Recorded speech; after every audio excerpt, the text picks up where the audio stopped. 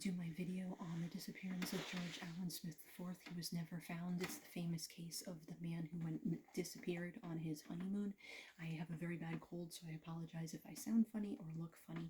And as usual, I will be using my notes because I want to be very specific about certain facts. There's a lot of facts in here that not all the different shows and things on the internet have covered, and I kind of put them all together in one mesh of things to try and cover everything. So George Allan Smith IV, he was an American man that disappeared off of a Royal Caribbean cruise ship only days after his wedding, somewhere off the coast of Turkey on July 5th, 2005. So it's been a long time already. Jennifer Hagel was George's wife. Bloodstains were found in their cabin, and a huge bloodstain was found on the outside of the ship on one of the lower decks. George was about 6'2", 225 pounds, so nobody really thought that he pushed him over. Nobody thought that he was pushed over. They kind of thought foul play from the very beginning, but there was a lot of different theories that came out, but the police kind of always thought foul play. There was a chair near the balcony railing, leading authorities to believe George climbed up on the balcony or that he was led up there and pushed over. So I kind of contradicted myself there. There's a reason for that, because they threw some theories out there, but they kind of made it show like the police never really believed those theories.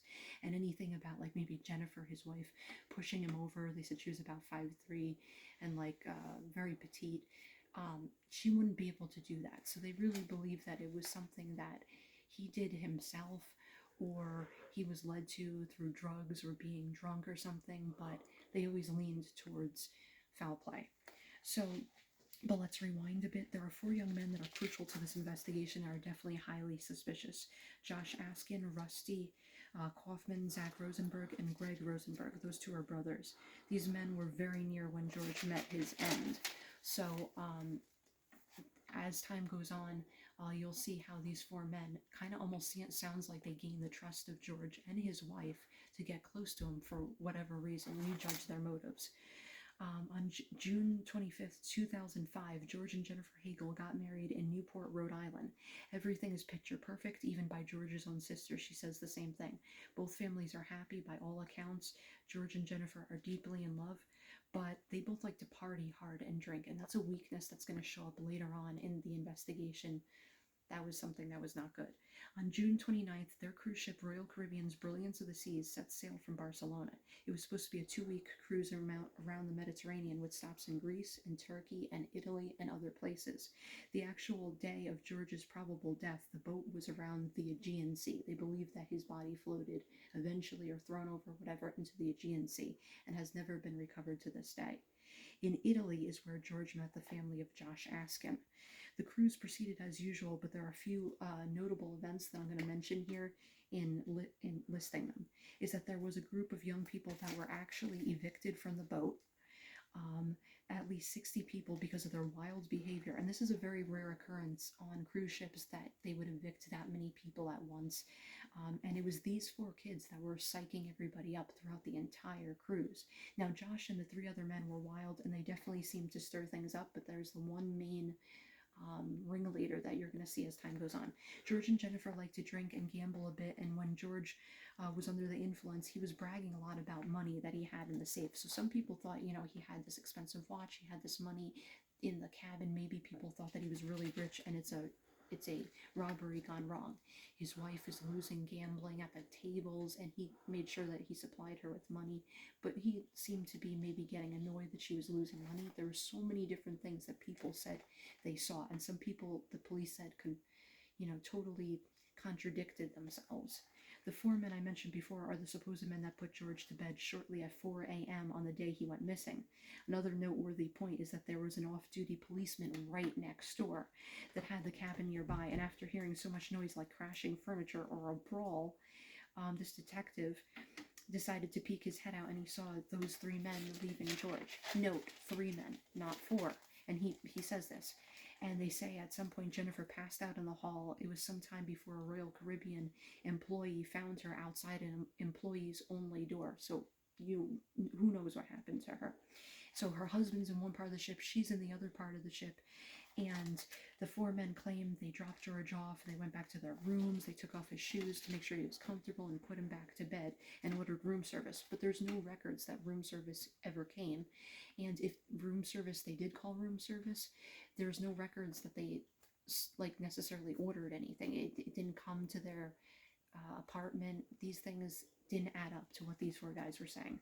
On July 4th, the young couple toured the island of Mykonos. In the evening, they had dinner.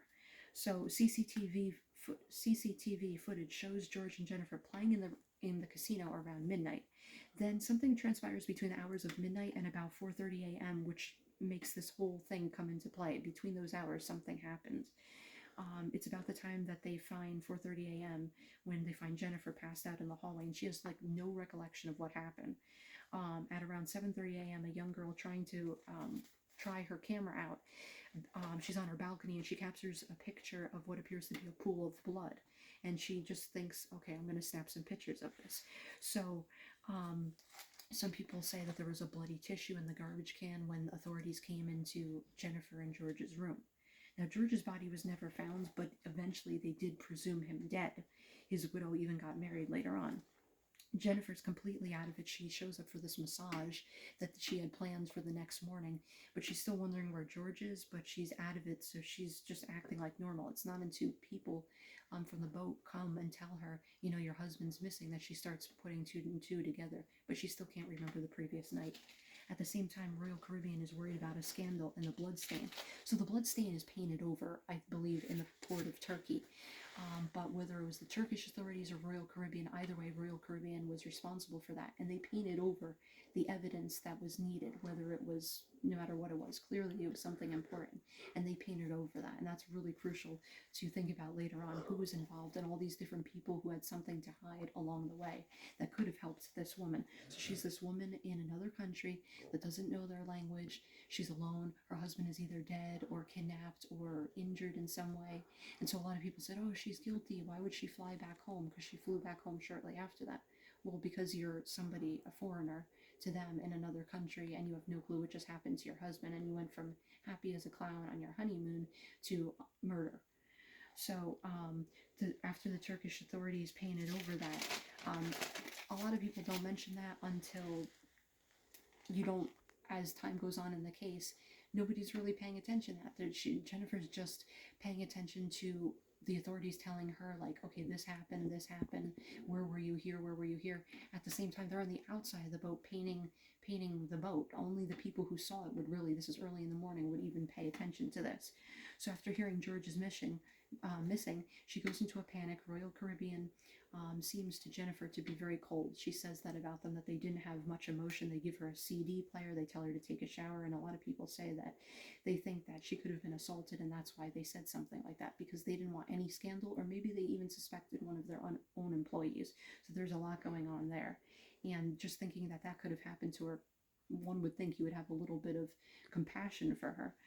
So she's in the custody of Royal Caribbean staff, which she also described when she was taken off the boat to Turkish authorities. It was a very seedy place. They were very disrespectful the way that they searched her, and she said she didn't even believe it was like really a real search in a way. So this is just bad all around, and this is an American woman alone.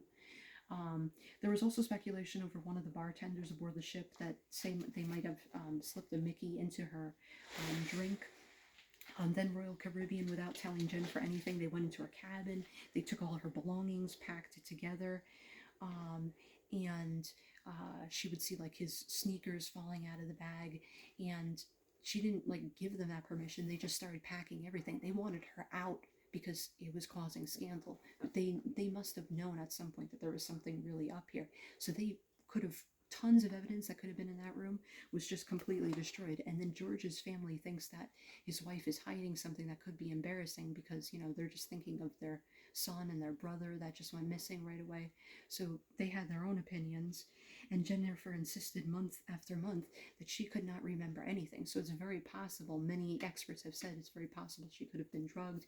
Some people said that they were drinking absinthe, something very illegal, super strong. That's why it's illegal. And they believe that she could have been drugged. She could have been in shock with the combination. Obviously, it wasn't good.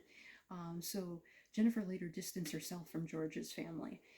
Then Jennifer goes on shows like Dr. Phil, A Current Affair, many weeks, different times. They did many episodes, and she was on different things, talking to different people, also making awareness later on. And those kids, some of them were Russian, of those 4 kids, and they went back to Russia. So the police suspected foul play pretty quickly, and supposedly they have a video showing the men joking about George's death in the morning after at breakfast. In my opinion, I think the 4 guys are guilty as sin, but probably the one that stayed behind is probably the one that took care of things. And people said that they heard somebody ushering the other 3 guys out of the room, like, yeah, yeah, yeah, good night, good night, good night. So now there were also some inconsistent reports that when at the casino, Jennifer was intoxicated. She was bouncing off the walls like a ping pong ball. She kicked her husband after he called her a hussy. And then somebody else said that she totally contradicted that statement, this woman, random woman who gave that statement. Then some people say Jennifer left with a crew member, but then other times they said no, the CCTV footage didn't show that, but it does show that he followed her, that a crew member did follow her. So a lot of things seem to make Jennifer look really bad, and it would be hard for someone like Jennifer to throw a big guy over the side. So everybody kept thinking after a while, maybe it wasn't her, maybe it's these 4 guys, maybe it has something to do with jealousy between the husband and these guys. And why would she ever want to hurt him? They were so in love. What changed that night to change the whole trajectory of the honeymoon when everything was perfect? But they also said that they had been drunk other times, that George actually spent one night in a different room where I guess he had passed out. So it almost sounds like these guys were like sizing them up for a long time. And they also became friends with another couple that were on, I believe, on their honeymoon as well. So there's a lot of people that gain their trust. There's a lot of possibilities out there. Around dinner time, George left and said he wanted to drop off his jacket. He tells Jennifer. But one thing's like, was he suspicious of something? Was he going to talk to somebody? Was he lured someplace? Was he going to straighten somebody out? Was he suspecting something? Then we have George's family that are now angry with Jennifer, and they keep consistently saying that Jennifer is hiding something. Then the retired police officer that was next door, he said that he had also heard arguing on the balcony and what appeared to be a scuffle or like loud smashing of furniture or moving them around. And some other people had called security to tell them, knock it off, stop making so much noise. Then at some point they get out of the room, but that one guy was always left behind. The men denied ever arguing or smashing furniture, so they as guilty as sin with something. They're withholding a lot of information. And then the retired officer also heard a really loud thud. Attorney Mike Jones made a point to say there was no records of room service the men had claimed. He also stated there's a video in which Kaufman and the 2 Rosenberg brothers were joking about George's death over breakfast. He's saying this is a fact, that there is a video. That's whether they did it themselves or whatever. The FBI held that particular video, and it was the first time that it went public when Mike Jones mentioned this, that there was even a video that had this on it.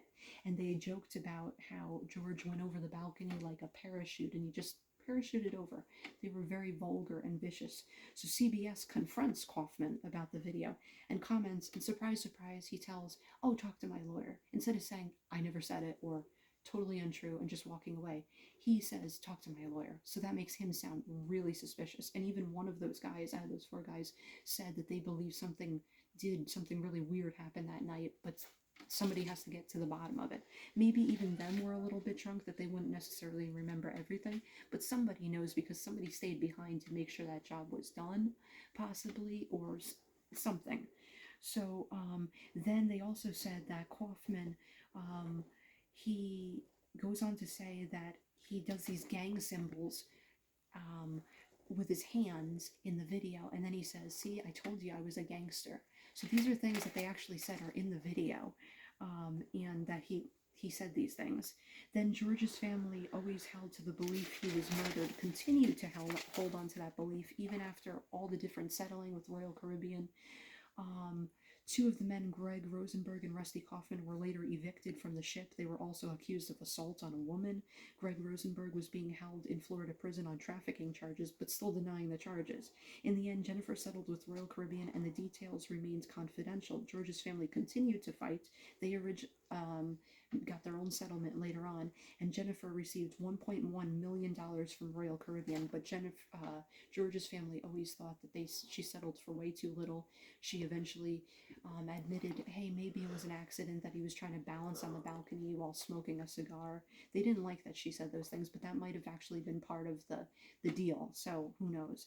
Jennifer eventually got remarried to a man in 2009 that from certain angles actually looks like George at times, and they had two daughters, one in 2010 and the other in 2013. He's Jeff Agnew, a financial analyst. Jennifer remains estranged from George's family, and they criticized her for making that deal, and they still stated publicly that they thought that she was withholding information because there was a picture, I should say, of George the day before he died, a picture with the famous Tara Reid actress that he took, and they used that picture and just cropped out Tara Reid, and his family used that to put on these little badges that everybody was wearing to make awareness for George. And why the family seems so insensitive to that instead of using a picture of him and his wife, I don't know, but they cropped Tara Reid out. And so Jennifer Hagel Smith, she gets annoyed. They said George's sister said that she got annoyed when she saw that a little bit, and she remembered, isn't that the picture with Tara Reid? And then they said that she has selective memory, like she remembers this but not that. But in truth, yeah, you would remember a picture that your husband took with another woman, a famous woman, only the day before, especially if you're a little bit jealous or you're madly in love. You would remember something like that. That's not unnatural. But you might very possibly forget all the other events that happened, if you were drugged, if you were drunk, so many things.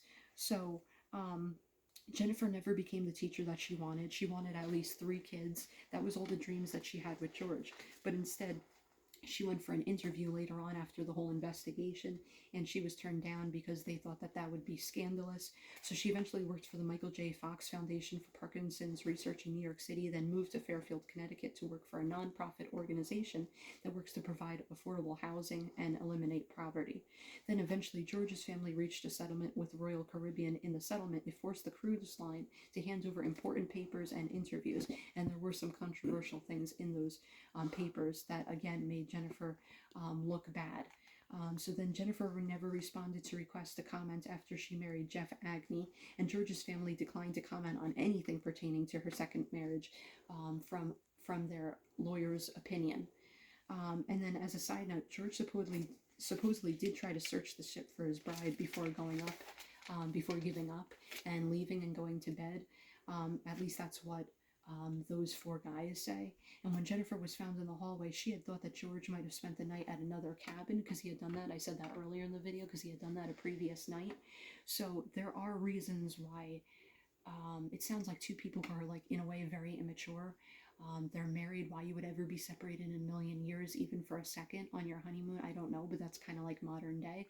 So this story is not so hard to be far-fetched, but it did a lot of things, made her look guilty because she simply could not remember.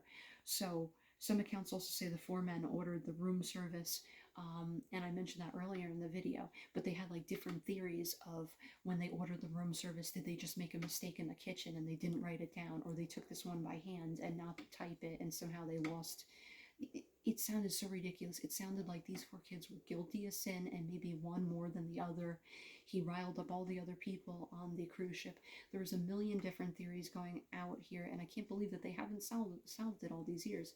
But they don't have the body, and they don't even have the blood stain anymore. They redid the cabin, they redid the part of the ship, but that scandal still stands today, and Royal Caribbean definitely did suffer because of that scandal. So you tell me, what do you think happened in this situation? Because the facts are all there, but these kids sound like they got away with murder because some of them went back to Russia, other ones are American, and it's like, where's the justice? Something like this happens in another country, and then it's to American people. There's some Russians involved and some other Americans involved, and it's like, where did they couldn't prove anything, even though those kids had such a bad reputation. They couldn't prove anything that actually happened to George, but they also can't prove that he committed suicide. They can't prove that his wife did anything to him. And so the family remains estranged from Jennifer, and she remains estranged from them. She moves on with her life, and I mean, what else could she do? Everything was taken away from her, and now she met somebody else. So let me know in the comments, what do you think? Subscribe to my channel, Remote-Backroad-Jungles, with a dash in between each word, and my link is www.youtube.com/@hiddenoasis-secret-pathfinder. And let me know what you think of this video. And until next time, I hope you enjoy it. I hope you found it informative. And let me know also in the comments if there's anything else, another story that you'd like to hear.